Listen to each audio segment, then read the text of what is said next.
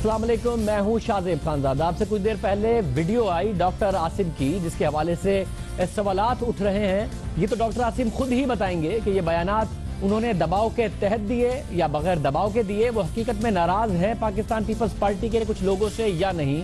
और हम आपको वर्जन सुनाएंगे उन शख्सियत का जो अब से कुछ दिन पहले खुद डॉक्टर आसिम से मिलकर आए हैं। वो हमें बताएंगे कि क्या वाकई डॉक्टर आसिम यही राय रखते थे। और जरदारी साहब ने आपसे कुछ दिन पहले इंटरव्यू दिया, उन्होंने डॉक्टर आसिम के बारे में क्या कहा था वो भी आपको सुनवाते हैं। पहले बता दें कि साबिक सदर आसिफ जरदारी के करीबी दोस्त और पीपल्स पार्टी के अहम रहनुमा डॉक्टर आसिम की एक चौंका देने वाली वीडियो सामने आई है और ये वीडियो तफ्तीश के दौरान बनाई गई है। इस वीडियो में डॉक्टर आसिम साबिक सदर आसिफ अली जरदारी के मुंह बोले भाई और साबिक सूबाई वजीर ओवैस मुजफ्फर टप्पी के खिलाफ संगीन इल्जामात लगा रहे हैं। अहम बात यह है कि ये वीडियो पूरी नहीं है। इस वीडियो का सिर्फ वो पोर्शन आया है जिसमें डॉक्टर आसिम ओवैस मुजफ्फर टप्पी के खिलाफ बात कर रहे हैं। बाकी उन्होंने क्या क्या बयानात दिए वो बात नहीं आई है।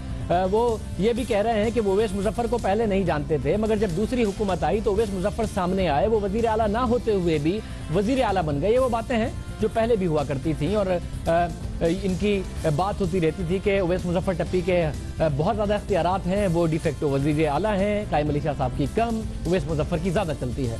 और ये भी कहा डॉक्टर आसिम अपनी वीडियो में कहते हैं कि ओवैस मुजफ्फर ने हर किस्म की करप्शन में हाथ डाला। उन्होंने दावा किया है कि एक दफ़ा नहीं, महकमा सेहत के एक डॉक्टर ने उन्हें यह भी कहा कि एक वैक्सीन 600 रुपए की थी और उसको 1000 रुपए में खरीदा गया, यानी मार्केट से 600 रुपए की खरीद के हुकूमत को 1000 रुपए की बेचा गया। और जब तहकीकात की तो ये बात ठीक निकली और ये शिकायत डॉक्टर आसिम कहते हैं कि मैंने ओवैस मुजफ्फर टप्पी की आसिफ जरदारी से भी की थी। क्या कह रहे हैं दरअसल हर किस्म के करप्शन के अंदर इसमें हर काम में हाथ डाला, जमीनों में इसमें हाथ डाला, जहाँ इसको मौका मिलता था। कोई CCTV लग रहा है, कुछ लग रहा है तो ये इसके अंदर शामिल था। एक दफ़ा मुझे हेल्थ के डॉक्टर ने कहा कि एक वैक्सीन जो 600 रुपए की है वो 1000 रुपए की खरीदी गई है और वो फिर मुल्तान की किसी मार्केट में वो दस्तयाब हो रही है। तो फिर जब मैंने उसकी थोड़ी तहकीकात की तो वो बात सच निकली कि 600 रुपए की चीज़ 1000 में बिकी, वो डिलीवर नहीं हुई और वो मार्केट में मिल गई, जिसकी कि मैंने शिकायत जो है वो आसिफ जरदारी से की है। तुम टप्पी को समझाओ कि कम से कम और जो काम कर रहा है वो अलग है, लेकिन लोगों की सेहत से, लोगों की जिंदगियों से नहीं खेले। तो इसने फिर मुझे तड़ी दी, इसने कहा कि मैं तुम्हें ऐसा टीका लगाऊंगा कि तुम्हें याद रहेगा और तुम मेरे खिलाफ बातें करने और मुझे टीके लगाने छोड़ो। ये बयान दबाव के तहत है या नहीं, ये बयान खुद अपनी मर्जी से दिया है डॉक्टर आसिम ने, कोर्ट में पेश होते रहे हैं, ऐसी कोई बात अभी तक नहीं की थी। जैसा कि हम कह रहे हैं कि एक शख्सियत हमारे साथ हैं जिनकी डॉक्टर आसिम से कुछ दिन पहले मुलाकात हुई, उनसे पूछेंगे कि डॉक्टर आसिम के तासुरात क्या थे। लेकिन उससे पहले आसिफ जरदारी के सामने जब ये सवाल रखा गया डॉक्टर आसिम के हवाले से, अब से कुछ अर्से पहले एक इंटरव्यू में नुसरत जावेद साहब ने जब उनसे पूछा तो डॉक्टर आसिम के बारे में क्या कहा था जरदारी साहब ने, जरा सुनिए। ये इल्ज़ाम लगा कि वो टारगेट किलर्स को इलाज के सहूलतकार थे, तो औलाद बिगड़ भी तो जाती है ना। हो नहीं सकता। क्यों नहीं हो सकता? इसलिए कि इतने बड़े अस्पताल चलाने वाला ये काम कर नहीं सकता। उनकी 5 हॉस्पिटल हैं प्राइवेट सेक्टर में। आप सोचें उसको क्या जरूरत है कि टेररिज्म का वो इलाज कर रहे हैं। या तो टेररिस्ट से उनका कोई वास्ता हो, कोई एडवांटेज हो, उनका कोई एडवांटेज नहीं हो सकता। क्या एडवांटेज हो सकता? और जो भी उसको पिटारो से या ग्रामर स्कूल से जानते हैं, वो ऐसा खरगोश है जो अपनी परछाई से भी डरता है। वो कैपेबल ही नहीं है करप्शन करने का। ना दहशतगर्दों से ताल्लुक हो सकता है, इलाज के हवाले से ना ही करप्शन कर सकता है, क्योंकि जो लोग पिटारों से जानते हैं, क्योंकि वो जरदारी साहब के पुराने दोस्त हैं और वो कह रहे थे कि डॉक्टर आसिम ऐसे खरगोश हैं जो अपने साय से भी जो डरता है। मजहर अब्बास साहब हमारे साथ मौजूद हैं, कुछ दिन पहले मिले हैं डॉक्टर आसिम से, तफसीली बात करके आए हैं। मजहर अब्बास साहब बहुत शुक्रिया। डॉक्टर आसिम के क्या तासुरात थे जब आप उनसे मिले? इस वीडियो को देखकर आपको लगता है कि इसी किस्म के तासुरात थे, वो वाकई ही इस किस्म की बातें कर रहे थे, नाराज थे पीपल्स पार्टी से या उसकी सिंध हुकूमत से, क्या कह रहे थे? शाजिब नाराज तो थे। जब मैंने उनसे स्पेसिफिकली पूछा कि आप क्या समझते हैं कि आप को क्यों गिरफ्तार किया गया और क्यों और किसने आपको ये टारगेट किया है, तो उन्होंने कहा मैं गैरों का नाम क्या लूं, अपने ही कुछ लोग थे जो मैं समझता हूं कि उन्होंने इस तरीके की इंफॉर्मेशन जाके इन इदारों को दी है जिसके नतीजे में मेरी गिरफ्तारी हुई। ये कोट अनकोट उन्होंने बात की थी। अपने ही लोगों से मुराद पीपल्स पार्टी का कह रहे थे? जी, गालबन पीपल्स पार्टी और सिंध गवर्नमेंट के हवाले से उन्होंने बात की थी। और दूसरा हवाला मैंने उनसे कहा, मैंने कहा आपको इंटेरोगेट किया गया तो क्या पूछा गया था? तो उन्होंने गालबन जो वीडियो मुझे ये लग रही है, अगर ये वीडियो वही है तो उन्होंने एक वीडियो का हवाला दिया था और उन्होंने कहा था कि उनकी कोई 90 रोज जो उन्हें रखा गया है उसमें से 17 दिन उनकी इंटेरोगेशन हुई है, जो 5 मिनट से लेके 5 घंटे तक हुई है। और ज्यादातर इंटेरोगेशन नॉर्थ नाज़िमाबाद के एक सेफ हाउस में हुई है। मैंने उनसे कहा आपको कैसे पता था? आपको तो आंखों पे पट्टी बांध के ले जाया गया था। तो उन्होंने कहा कि क्योंकि मैं उस इलाके की खुशबू से भी वाकिफ हूं, मैं वहीं का रहने वाला हूं, तो मुझे अंदाजा हो गया था कि ये गालिबन वही घर है जो उसी इलाके में वो रहा है। फिर मैंने उनसे ये भी पूछा था कि मैंने कहा कि ये बेसिकली ये सारे चार्जेस जो हैं, टारगेट खासतौर पे जो इंसदाद दहशतगर्दी का एक्ट है, तो उन्होंने कहा उन्होंने 8 नाम लिए मेरे से कि जो 8 लोग हैं उनको मैंने जो है वहां इलाज करवाया और उनके बकौल वो 8 ऐसे हैं कि जिनमें से एक भी गन शॉट का केस नहीं है, सर्जिकल नहीं है। तो मुझे यही ताज्जुब हुआ और इसीलिए मैं समझता हूं कि ये केस मेरा बहुत स्ट्रांग है। अवैस मुजफ्फर टप्पी के हवाले से कोई ऐसी बात, कोई अपने जज्बात का इजहार कुछ कहा था उन्होंने? मैंने नाम उनसे पूछा था कि आप बता सकते हैं कौन लोग? तो गालिबन वो इधर उधर इशारा कर रहे थे। गालिबन उनका ख्याल ये था कि शायद उनका कमरा जो है वो बग होता है, इसलिए वो नाम नहीं लेना चाह रहे थे। लेकिन 2 बातें उन्होंने, मुझे बहुत ताज्जुब हुआ। एक, मैंने कहा कि आप क्यों टारगेट हुए, तो उन्होंने अपनी जबान की तरफ इशारा करके कहा, जिससे गालिबन मैंने उनसे ये कहा कि आप क्या समझ रहे हैं कि बीइंग एन उर्दू स्पीकिंग आपको टारगेट किया गया है? तो उन्होंने फिर सर हिलाया।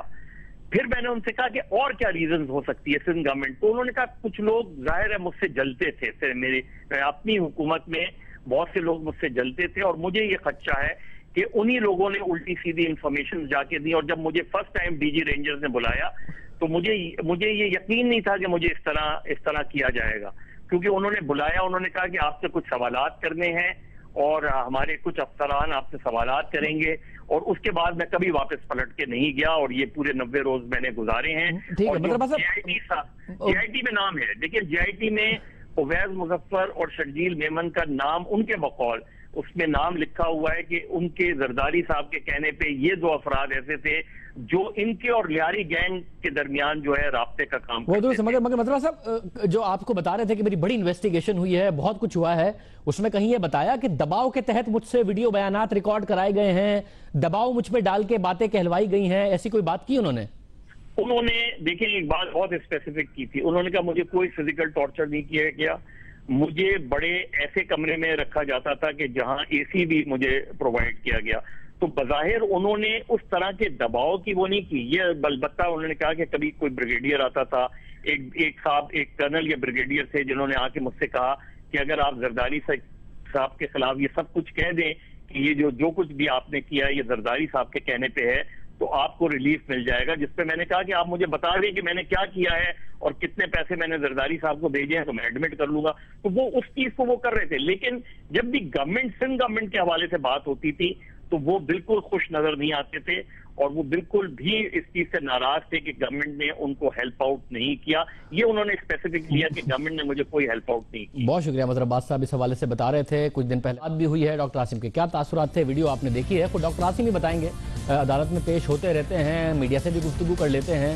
इस वीडियो का अगर सवाल होता है तो खुद वही बता पाएंगे कि ये अंडर प्रेशर है, मर्जी से दी है, बयान पर कायम है या नहीं कायम है। प्रोग्राम में आगे बढ़ते हैं, बात करते हैं ऑपरेशन ज़र्ब अज़ब की। 2 साल मुकम्मल हो गए, बहुत कुछ हासिल किया गया, बहुत से अहदाफ मुकम्मल हुए, मुल्क में अमन भी आया, बहुत कुछ करना बाकी भी है और वक्त कम है, क्योंकि आर्मी चीफ जनरल राहिल शरीफ कई बार ये वाज़े कर चुके हैं कि 2016 ज़र्ब अज़ब का आखिरी साल होगा, इसे मुकम्मल किया जाएगा, मुकम्मल तौर पर दहशतगर्दों को जड़ से उखाड़ फेंका जाएगा। आज एक बहुत ही कॉम्प्रिहेंसिव एक मीडिया को ब्रीफिंग दी गई और ब्रीफिंग दी गई DG ISPR आसिम सलीम बाजवा की तरफ से। और उस ब्रीफिंग के अगर कुछ पॉइंट्स आप देखें तो वो बहुत सारी बातों का जवाब देते हैं, उन लोगों को जवाब देते हैं जो इस बात से इनकारी थे کہ ملک میں دہشت گردوں کے خلاف آپریشن ہونا ہی نہیں چاہیے. کسی اور کی جنگ ہے, پاکستان کے حالات اور خراب ہو جائیں گے اگر ہم اس جنگ میں مزید جائیں گے. مذاکرات کیجیے, مذاکرات کے بعد معاملات بہتر کیجیے. Doctor Asim Saleem Bajwa lieutenant general نے بتایا کہ اصل میں ہو کیا رہا تھا, معاملات کس حد تک خراب تھے, کس حد تک رٹ دہشت گردوں کی ہو گئی تھی وزیرستان میں. ذرا سنیے. دہشت گردی کے بڑے بڑے واقعات ہو رہے تھے, خودکش دھماکے ہو رہے تھے, آئی ڈیز پھٹ رہی تھیں, ٹارگٹ کلنگز ہو رہی تھیں, کڈنیپنگز ہو رہی تھیں, اور ان کو اٹھا کے نارتھ وزیرستان اور خیبر ایجنسی کے ان گورنڈ علاقوں میں لے جایا جا رہا تھا. اور نارتھ وزیرستان خاص طور پہ جو کہ گڑھ بن چکا تھا اور پوری دنیا کو معلوم تھا, وہاں پہ بہت کچھ ہو رہا تھا. ریکروٹمنٹ ہو رہی تھی, آئی ڈیز اور خودکش جیکٹیں اور گاڑیاں تیار ہو رہی تھیں, پورے ملک میں ترسیل کی جا رہی تھیں, اور جتنے بھی دہشت گردی کے واقعات تھے ان کو وہاں سے کنٹرول کیا جا رہا تھا. تو یہ وہ وقت تھا جب کہ طالبان ایک تقریباً برابری کے فریق بننے کی کوشش کر رہے تھے اور اسٹیٹ کو ڈکٹیٹ کرنے کی کوشش کر رہے تھے, اور بات چیت کی بات ہو رہی تھی اور وہ سیز فائر کی باتیں کر رہے تھے. جب 15 جون 2014 کو یہ فیصلہ کیا گیا کہ ان کے خلاف میننگ فل اور فل فلیجڈ ایک آپریشن کیا جائے گا اور ان کو ہمیشہ کے لیے پاکستان سے ان کو ختم کیا جائے گا. آپ نے دیکھا اپنی کمپریہنسو بریفنگ میں بتایا کہ کیا حالات تھے. یہ وہ حالات ہیں جس میں سال ہر سال جنرل ریٹائرڈ پرویز مشرف سے سوال ہوتا, وہ کہتے تھے کہ پروپیگنڈا ہے, جھوٹ ہے. جنرل کیانی کے بارے میں خود اس وقت کے D G S P R Athar Abbas کہہ چکے کہ وہ نارتھ وزیرستان میں آپریشن نہیں کر رہے تھے, حالانکہ پوری فوج تیار تھی, ریلکٹنٹ تھے کہ بیک لیش آئے گا. ساتھ ساتھ بہت سارے سیاستدان اس سارے معاملے کو کنٹروورشل کرتے رہے, آپریشن کے خلاف باتیں کرتے رہے, اور یہ وقت تھا جب ساری دنیا ہم پر تنقید کر رہی تھی. امریکہ, چین, روس, ایران, دیگر ممالک کو یہ شکایت تھی کہ پاکستان میں چھپے, پاکستان کے ٹرائبل ایریاز میں چھپے دہشت گرد ان سرحدوں میں دہشت گردی میں, ان کی سرحدوں میں, ان ممالک کی سرحدوں میں دہشت گردی میں ملوث ہیں. یہاں پر ٹریننگ کیمپس ہیں, معاملات ہوتے ہیں. آج اس بات کی بھی D G S P R lieutenant general Asim Saleem Bajwa نے اپنی بریفنگ میں بتایا کہ دنیا بھر کے دہشت گرد پاکستان میں چھپے بیٹھے تھے اور ان کا شمالی وزیرستان میں وجود تھا. آپ دنیا کے کسی ٹیررسٹ نیٹ ورک کا نام لے لیں, یہ بولا جاتا تھا کہ یہ نارتھ وزیرستان میں ان کا گڑھ ہے. کیا وہ القاعدہ, کیا وہ T T A, T T P, E T I am, I am you, کسی دنیا کے نیٹ ورک کا نام لے لیں, وہ ادھر ان کا وجود تھا اور یہ رپورٹ بھی ہو رہا تھا. اس طرح سے وہ پھیلے ہوئے تھے. یہ اس وقت کی ایک انٹیلیجنس رپورٹ ہے. سو ان اے وے وہ نارتھ وزیرستان میں پورے ایکسس کے اوپر وہ پھیلے ہوئے تھے, اور یہ نو گو ایریا تھا. پورے ملک سے کوئی وہاں جا نہیں سکتا تھا ان کی مرضی کے بغیر. پھر یہ آپریشن سٹارٹ ہوا, اور یہ ایک لارجسٹ کنسنٹریشن آف فورس تھی آپریشن کیری آؤٹ کرنے کے لیے.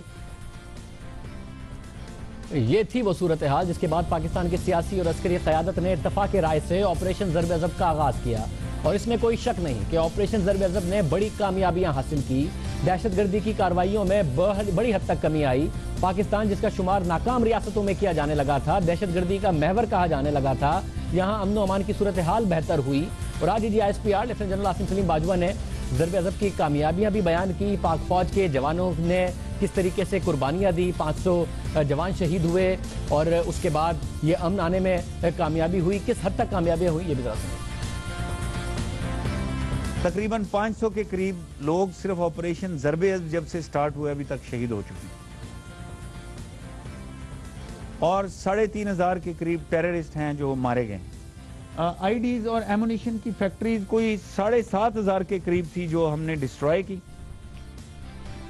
اتنی بڑی تعداد میں اور اتنا زیادہ مواد دہشت گردوں کے پاس موجود تھا. دہشت گردوں کے تباہی اور بربادی کے منصوبے بھی خاک میں ملا دیے گئے. ساتھ ہی پاکستان میں ایک فعال افغان خفیہ ادارے این ڈی ایس اور بھارتی خفیہ ادارے را کا نیٹ ورک بھی بے نقاب کیا گیا. اور آج یہ بھی بتایا کہ پاکستان کی ایجنسیوں نے باقاعدہ طور پر ان کے عزائم بے نقاب کیے, پکڑا بھی. بہت سارے ان کے ارادے تھے, ان کو بھی پکڑا گیا. کیا کہہ رہے تھے ادھر سنیں.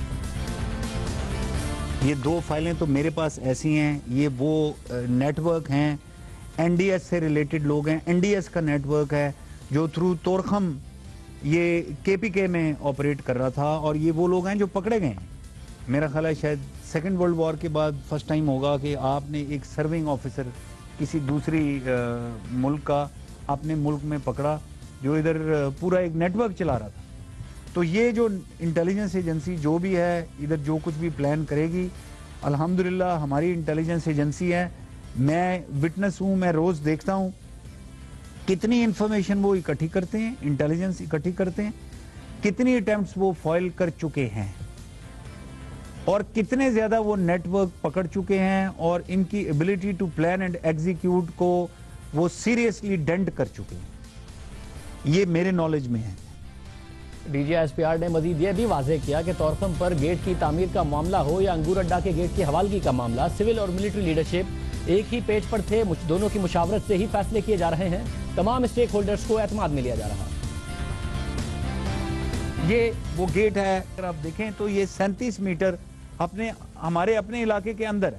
اور میں آپ کو یہ بھی بتا دوں کہ یہ جتنے بھی یہ فیصلے ہیں یہ بالکل حکومت کے ساتھ مل کے حکومت اور ملٹری یہ فیصلے کر رہے ہیں اور یہ تمام کا تمام میکنزم یہ پراپر پروسیجر میں اپروو ہوا اور یہاں پر کنسٹرکشن سٹارٹ. انگور اڈا میں 1 انچ بھی پاکستان کی زمین کا افغانستان کو نہیں دیا گیا, بالکل خود نہیں دیا. یہ بالکل گورنمنٹ کے ساتھ مشاورت, گورنمنٹ کے اپروول کے بعد یہ دیا گیا. تمام جتنے بھی سٹیک ہولڈرز ہیں they were on board, they were in the knowledge, اور اس کے بعد یہ کام. دہشت گردوں کے خلاف کاروائیاں جاری ہیں, ضرب عضب کامیابی سے جاری ہے, مگر اب بھی ضرب عضب کی تکمیل میں کچھ رکاوٹیں ہیں. کالعدم تحریک طالبان کی قیادت اب تک محفوظ ہے جب تک اسے نشانہ نہیں بنایا جائے گا. ملک میں مکمل امن بحال نہیں ہو سکے گا. ساتھ ہی جب تک وزیرستان کے IDPs کی مکمل بحالی نہیں ہو جائے گی ضرب عضب تکمیل تک نہیں پہنچ سکے گا. اور آرمی چیف کی طرف سے کہا گیا ہے کہ یہ سال آخری سال ہے ضرب عضب کا, تو بہت زیادہ کام ہے جو ابھی کرنا باقی ہے. اور یہ جو کچھ اہم معاملات ہیں اس پر بات کرتے ہیں. راجد حسین صاحب ہمارے ساتھ موجود ہیں. حسین صاحب بہت شکریہ ہمیں جوائن کرنے کے لیے. بارڈر مینجمنٹ کے حوالے سے آج بھی کہا گیا کہ یہ کام تو کرے گا پاکستان. افغانستان کی طرف سے بہرحال بڑی رکاوٹیں سامنے آ رہی ہیں. آپ کو لگتا ہے بہت زیادہ اہم معاملہ ہے اور یہ کرنا بہت زیادہ لازمی ہے اگر پاکستان میں دہشت گردی کو ختم کرنا ہے؟ دیکھیں, بارڈر مینجمنٹ اور پاکستان میں جو ملیٹنسی کے خلاف ایک کارروائی جو رہی ہے اس کا تعلق بہت گہرا ہے. کیونکہ دیکھیں جب تک پاکستان میں ملیٹنسی کے خلاف جو جدوجہد ہو رہی ہے, مائی ٹیررزم کے خلاف جدوجہد جو ہو رہی ہے, اس وقت تک کامیاب نہیں ہو سکتی ہے جب تک کہ پاکستانی افواج کا, پاکستانی جو ہے آرم فورسز کا کنٹرول ان کے بارڈر پہ بھی نہ ہو. اصل مسئلہ پاکستان کے ساتھ ایک جو بہت بڑا ہے وہ یہ ہے کہ آپ کی بارڈر پورس رہی ہیں, اس میں کنٹرول نہیں کیا گیا ہے اور نتیجہ یہ ہوا کہ جو ہے بہت آسانی رہی ہے دہشت گردوں کو ایک جگہ سے دوسری جگہ جانے میں. اس کے اثرات جو ہے پاکستان پہ بھی پڑے ہیں, اس کے اثرات افغانستان بھی پڑے ہیں. میرے خیال یہ وقت آ گیا ہے کہ اب بارڈر جو ہے ان کو باقاعدہ اپنے کنٹرول میں کیا جائے, اور جب تک آپ کے پاس بارڈر آپ کے نہیں ہے, کنٹرول نہیں ہے, اس وقت تک آپ ان لوگوں کی جو لوگ آمد و رفت ہے, چاہے وہ کسی قسم کی بھی ہو, غیر قانونی آمد و رفت ہے, اس کو آپ نہیں روک سکتے ہیں. تو اس وقت تک پھر آپ جس کو کہتے ہیں کہ سوورٹی اور ریٹ آف دا اسٹیٹ قائم نہیں ہو سکتا. بالکل اہم معاملہ ہے. ساتھ میں NDS اور را کی ملی بھگت کی بار بار بات ہو رہی ہے. افغان انٹیلیجنس اور انڈین انٹیلیجنس اور پاکستان میں کارروائیوں کے حوالے سے جو اسٹریٹجک ڈیپتھ کا بہت پہلے سے کانسیپٹ تھا وہ تو یہ تھا کہ پاکستان کا بہت زیادہ انفلوئنس ہوگا, مگر یہ تو الٹا نظر آ رہا ہے کہ بھارت کا اتنا انفلوئنس ہے کہ ان کی دونوں کی ایجنسیاں مل کے پاکستان میں حالات خراب کرے ہیں, اور افغانستان کی جو فوج ہے بارڈر پر وہ فائرنگ کر رہی ہو, میجر شہید ہو جائے. یہ تو بالکل ہی الٹا ہو گیا ہے. اس کو کس طرح ڈیل کرے پاکستان؟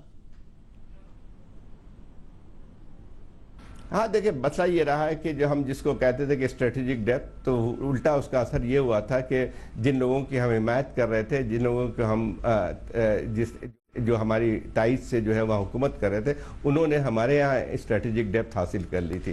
اب مسئلہ یہ بات صحیح ہے کہ وہاں بھارت کا اثر نفوذ بڑھا ہے, وہاں پہ جو ہے ہمارے تعلقات افغانستان سے ہی بہت خراب رہے, اور خاص طور پہ جو انٹیلیجنس ایجنسی اس کی NDS ہے, اس کے تعلقات تو رہے ہندوستان کے ساتھ.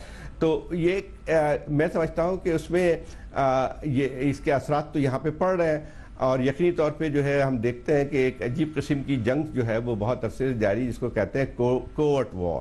اور اس میں جو ہے اس کے نتائج جو ہے وہ ہم بھی بھگت رہے ہیں آج ہے. لیکن اس میں ایک اور بات بھی آتی ہے کہ دیکھیں اس کی کامیابی اس وقت ہوتی ہے جبکہ ان انٹیلیجنس اداروں کو پاکستان کے اندر ایسے لوگوں کی تائید یا حمایت حاصل ہو, اس کے وجہ پہ وہ کامیابی حاصل کر سکتے ہیں. تو مسئلہ یہ آتا ہے کہ پہلے ہم اپنے گھر کو صاف کر لیں. تو میں نہیں سمجھتا ہوں کہ کوئی بھی اس قسم کے جو ادارے ہیں اسی کے دوسرے ممالک کے وہ کامیاب ہو سکتے ہیں. بہت شکریہ حسین صاحب ہمارے ساتھ موجود تھے, تجزیہ دے رہے تھے. پروگرام میں ایک بریک شامل کرتے ہیں, بات کریں گے ایان علی کیس کی.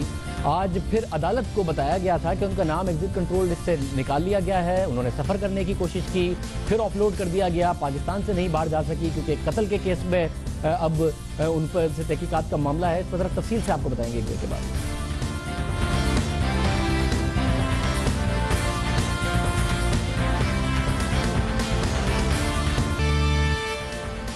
اختلافات, مطالبات اور احتجاج, ملک کا سیاسی درجہ حرارت ایک بار پھر سے بڑھ رہا ہے. دھرنے کی سیاست پھر سے شروع ہونے جا رہی ہے.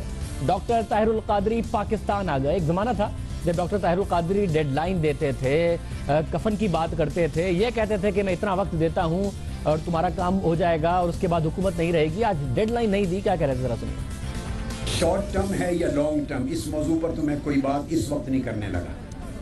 اس 17 جون کے دھرنے سے کہ ان کی حکومت جائے گی یا نہیں جائے گی یہ میرا کنسرن نہیں. یہ اپنا قتل خود کریں گے, یہ اپنی موت اپنے ہاتھوں سے مریں گے اور مر رہے ہیں, اور میں ان کی روح کو پرواز ہوتے دیکھ رہا ہوں. 17 جون کے دھرنے سے حکومت جائے گی نہیں جائے گی کنسرن ہی نہیں ہے میرا, یہ ڈاکٹر قادری صاحب نے کہا. شیخ رشید صاحب ہمارے ساتھ کل موجود تھے. ہم نے جب ان سے پوچھا تھا تو انہوں نے کہا تھا کوئی جائے نہ جائے, تحریک انصاف جائے نہ جائے, میں تو جاؤں گا. تو شیخ صاحب یہ کس سیکوینس میں ہونے لگا عید کے بعد؟ طاہر القادری صاحب بھی آ رہے ہیں, ان کے ساتھ بھی کوئی پلان ہے, سب مل کے سڑکوں پر نکلیں گے, کیا پلان ہے؟ دیکھیں عمران خان تو شاید طاہر القادری کے ساتھ نہ نکلے, میں نکلوں گا. اور آج پاکستان تحریک انصاف کا اعلامیہ آیا, ان کی طرف سے کہا گیا کہ تحریک انصاف عوامی تحریک کے احتجاج میں شامل ہوگی, مگر کس حد تک اور کتنا شامل ہوگی یہ ابھی تک واضح نہیں ہوا. جب دھرنا تھا 2014 کا, اس وقت بھی بہت ساری باتیں ہو رہی تھی کس طریقے سے معاملہ آگے بڑھے گا, اور سب ڈینائی کر رہے تھے کہ لندن کا کوئی پلان نہیں ہے. بعد میں تسلیم کیا کہ لندن کا پلان ہے.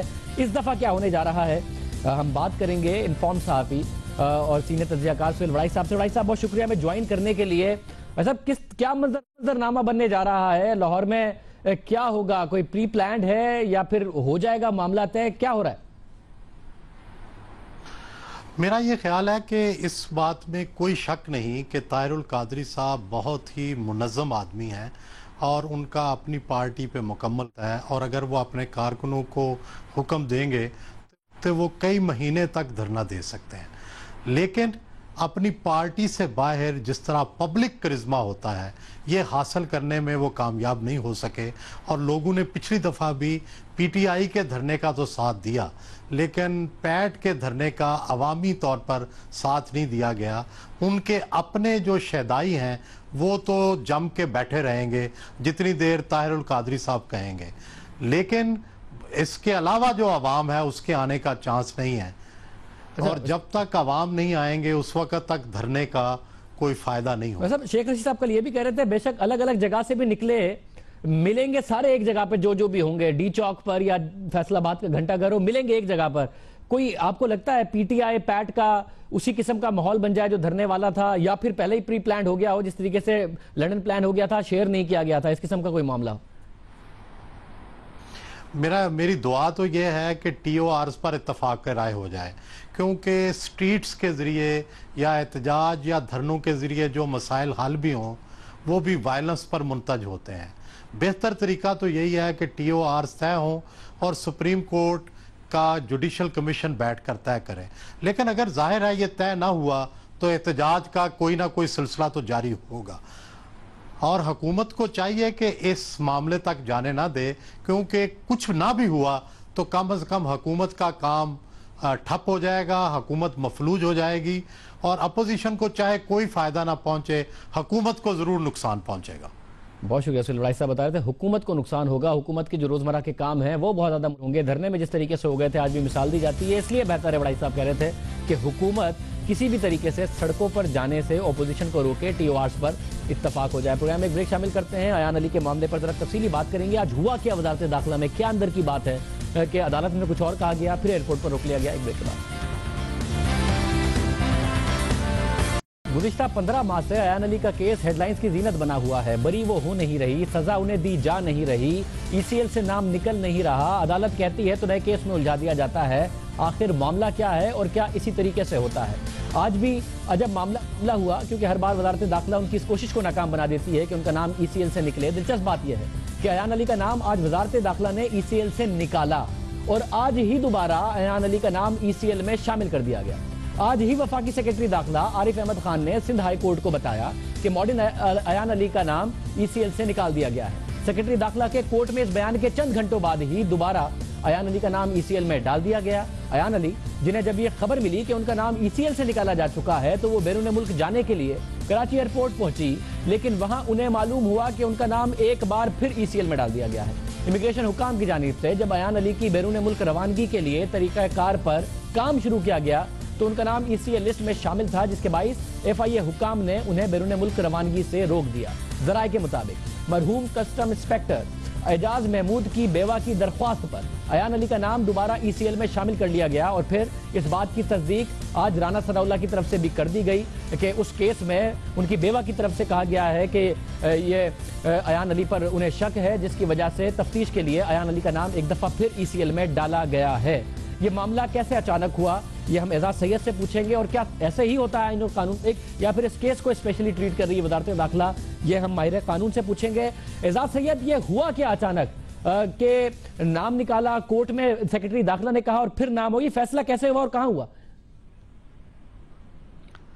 شاہزیب, ایک روز پہلے ہی یہ فیصلہ کر لیا گیا تھا کہ ایان علی کا نام 1 گھنٹے کے لیے ECL سے نکالا جائے گا. IBMS integrated border management system جو ہے, جس کے تحت ECL جو آپریٹ ہوتی ہے وزارت داخلہ سے, تو جب سیکرٹری داخلہ عارف خان نے عدالت کے اندر بیان دیا تو وہ بالکل اس وقت ٹھیک کہہ رہے تھے, لیکن یہ پہلے سے ڈیسائیڈڈ تھا کہ جب وہ بیان دیں گے تو اس وقت ان کا نام ECL سے نکال دیا جائے گا, اور 1 گھنٹے کے دوران ECL پر ایان علی کا نام نہیں تھا, نکال دیا گیا تھا. لیکن یہ پہلے سے 1 دن پہلے طے کر لیا گیا تھا کہ پنجاب حکومت کی طرف سے ایک ریفرنس جو بھیجا گیا ہے, اور یہ جو ریفرنس ہے اس کے اوپر بھی بہت سارے قانونی سوالات ہیں. میں نے بات کی ہے سائمہ اعجاز جو کہ مقتول ہیں, محمود اعجاز ان کی وائف ہے, ان کے اہل خانہ سے بات کی ہے, ان کے وکیل سے بات کی ہے.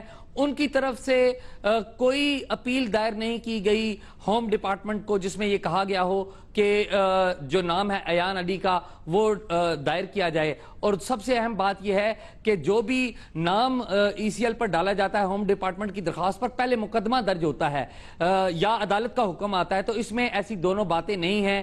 غیر معمولی اجلاس ہوا, ایڈیشنل سیکرٹری ہیں وزارت داخلہ کے, ان کی سربراہی میں, اور ECL کمیٹی ہے, اس میں کچھ SOs ہیں اور کچھ دیگر قانون نافذ کرنے والے اداروں کے نمائندے ہیں.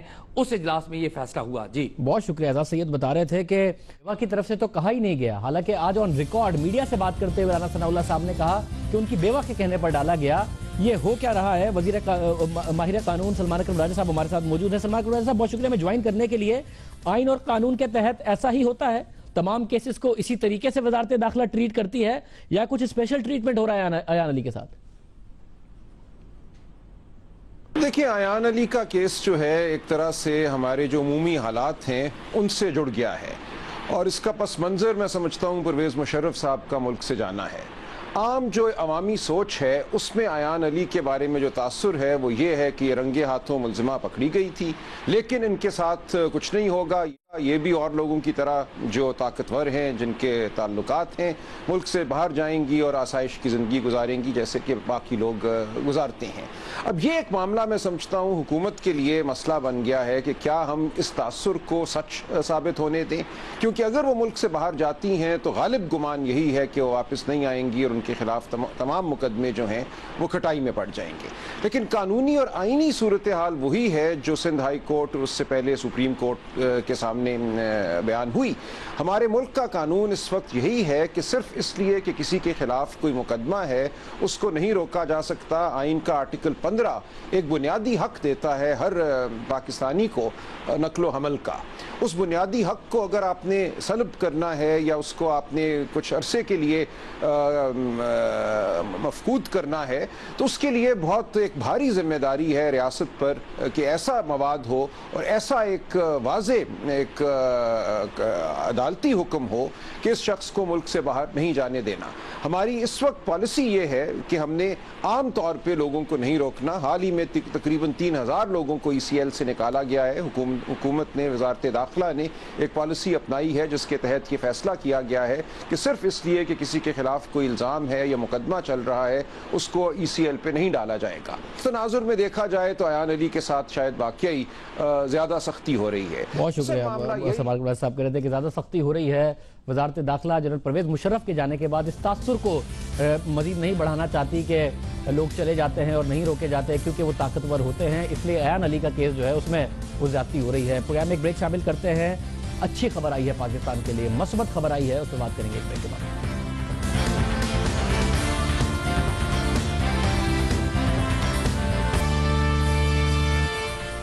آج پاکستان اسٹاک مارکیٹ کے 100 انڈیکس میں تاریخ کی بلند ترین سطح پر وہ پہنچا. زبردست قسم کی تیزی دیکھی گئی, 1000 پوائنٹ سے زیادہ کا اضافہ. تاریخ کی بلند ترین سطح آج دیکھی گئی اور وجہ تھی کہ مارگن اسٹینلے کمپوزٹ انڈیکس کی جانب سے پاکستان اسٹاک ایکسچینج کو ابھرتی ہوئی مارکیٹ انڈیکس کی کیٹیگری میں شامل کر لیا گیا ہے. یہ ہم نے 10 دن پہلے آپ کو بتایا تھا کہ 10 دن بعد ایک زبردست خبر پاکستان کے لیے آ سکتی ہے جو آئی ہے, جس کا مطلب یہ ہے کہ اب انٹرنیشنل انویسٹرز پاکستان کی مارکیٹ کو دیکھیں گے, ایک ایمرجنگ مارکیٹ کے طور پر دیکھیں گے. پاکستانی مارکیٹ میں بیرونی سرمایہ کاری آئے گی. پچھلے دنوں فورن پورٹ فولیو انویسٹمنٹ جا رہی تھی مارکیٹ سے, سیلنگ نظر آ رہی تھی, اب مزید آتی نظر آئے گی اور یہ معاملہ اب آؤٹ فلوز کی جگہ ان فلوز کی صورت میں نظر آئے گا. اس کی کیا صورتحال ہوگی؟ آج تو مارکیٹ نے بڑا پازیٹیو ریاکٹ کیا ہے اور اوور آل ملک پر کیا اثرات پڑیں گے, ملک میں بعد میں جو فورن ڈائریکٹ انویسٹمنٹ ہے اس کو لانے میں کیا اثرات پڑیں گے, سب پر ہم بات کریں گے. سب سے پہلے محمد سہیل صاحب سے بات کرتے ہیں مارکیٹ کے رسپانس پر اور پھر زبیر صاحب ہمارے ساتھ موجود ہوں گے کہ ان کی کیا تیاری. سہیل صاحب بہت شکریہ ہمیں جوائن کرنے کے لیے. زبردست پہلے ہی اس خبر کے اینٹیسپیشن میں 2-3 ہزار پوائنٹس تیز بڑھ گئی تھی مارکیٹ, آج 1000 پوائنٹس بڑھ گئی. یہ اسی وجہ سے ہو رہا تھا کہ یہ خبر آنی ہے اور یہ صرف ڈومیسٹک بائنگ ہو رہی تھی یا اس خبر کے اینٹیسپیشن میں فورن بائنگ پہلے ہی آ گئی تھی اور آج بھی بہت زیادہ آئی ہے؟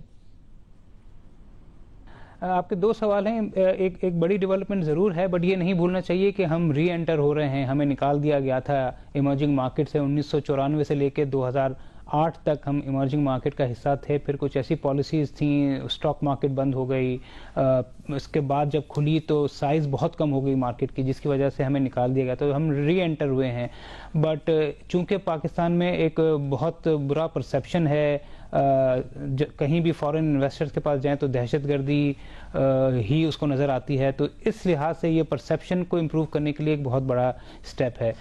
دوسرا سوال رہا کہ آپ نے صحیح کہا, یہ ان اینٹیسپیشن فورنرز کی بائنگ پچھلے کوئی 3-4 ہفتوں سے شروع ہو گئی تھی اور آج تو بالخصوص فورنرز کے ساتھ لوکل نے بھی بڑی سرمایہ کاری کی ہے کیونکہ کچھ لوکلز کا خیال تھا کہ پاکستان شاید اپ گریڈ نہ ہو, تو یہ آج ڈبل امپیکٹ ہو گیا. بٹ جو سیلنگ پاکستان میں فورن سیلنگ دیکھی جا رہی تھی وہ MSCI کی خبر کی وجہ سے پچھلے 3-4 ہفتے سے نہ صرف وہ ختم ہو گئی ہے بلکہ وہ فورنرز کی بائنگ شروع ہو چکی ہے. فورنرز کی بائنگ شروع ہو گئی ہے. سہیل صاحب بہت شکریہ. محمد زبیر صاحب وزیر نجکاری ہمارے ساتھ موجود ہیں, انہیں کتنی مدد ملے گی؟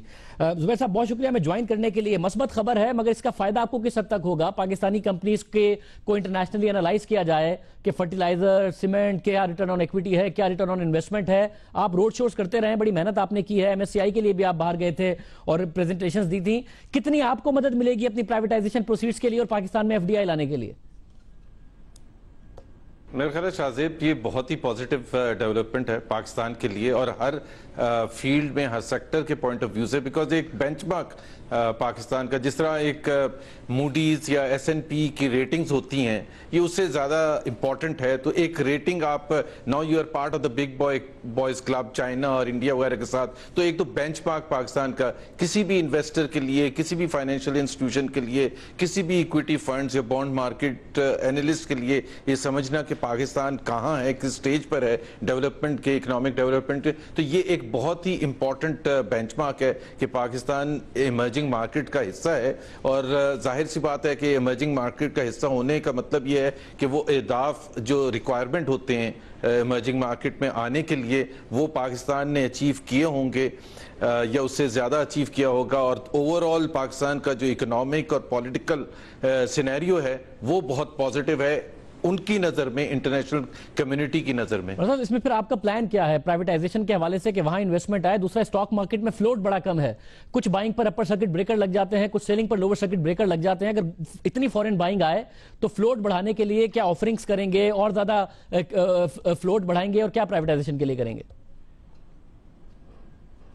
ये अभी मैं आपको ये भी बता दूं कि बिल्कुल आपने कहा शॉर्ट टर्म में, आज ही एक जो इवेंट हुआ था securities and exchange commission of Pakistan ने होल्ड किया था, जिसमें हम सब मौजूद थे और फाइनेंस मिनिस्टर चीफ गेस्ट थे इसी को सेलिब्रेट करने के लिए। तो उसमें एक चीज जो एक बात हो रही थी कि इसको एक मजीद डेप्थ देनी है हमने कैपिटल मार्केट को, और उसके लिए प्राइवेटाइजेशन जो है एक बहुत अहम किरदार अदा करना होगा। और उसके लिए हमने ऑलरेडी जो लाइन अप किए हैं, जो कुछ आईपीओज हैं, इनिशियल पब्लिक ऑफरिंग जो पाकिस्तान में इससे पहले नहीं हुई थी, डिस्ट्रीब्यूशन कंपनीज के हवाले से फेस्को का हम आईपीओ लेके आ रहे हैं, मारी गैस का हम आईपीओ, मारी गैस की हम डाइवेस्टमेंट करने जा रहे हैं, और फिर उसके बाद लेस्को और स्टेट लाइफ इंश्योरेंस कॉर्पोरेशन का है। और साथ में शाहजेब मैं ये बता दूं कि हमें थोड़ा सा धचका जरूर लगा है पॉलिटिकल ऑपोजिशन की वजह से कि हम वो अहदाफ नहीं अचीव कर सके प्राइवेटाइजेशन के जो बड़े एंटिटीज हैं जिस तरह स्टील मिल वगैरह है। लेकिन मैं आपको ये बता दूं कि हमने उस हद तक काम कर लिया है कि जो ड्यू डिलिजेंस प्रोसेस होता है वो कंप्लीट हो चुका है, और उसको अब हम रिस्ट्रक्चरिंग के लिए इस्तेमाल कर रहे हैं। बहुत शुक्रिया। मोहम्मद जुबैर साहब हमारे साथ मौजूद थे और कह रहे थे कि ओवरऑल इन्वेस्टमेंट के एनवायरनमेंट के लिए पाकिस्तान में एफडीआई के लिए एक मस्बत खबर है। आज के प्रोग्राम में इतना ही, आपसे कल के प्रोग्राम में मुलाकात होगी। अल्लाह हाफ़िज़।